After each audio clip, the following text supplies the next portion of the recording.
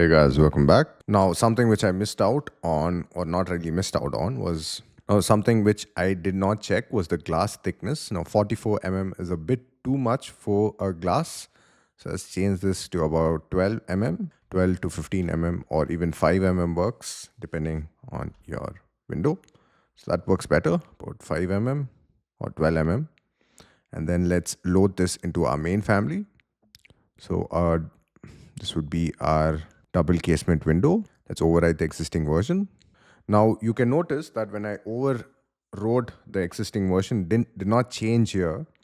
And that's because it did not override the parametric value, which we changed in the nested family. So if you'd like to override the parametric value as well, what you need to do is, let's quickly change this again. Let's change this to say about 8 And this time when I load it into the project, into our main family, I'm now going to select the first option. Rather, I'm going to overwrite the existing version and its parameter values. And now you can see that it changes the glass thickness. Perfect. And now we can load this into our main project as well, which is here. And then overwrite the existing version. And then boom, you can see that the glass frame thickness changes here as well.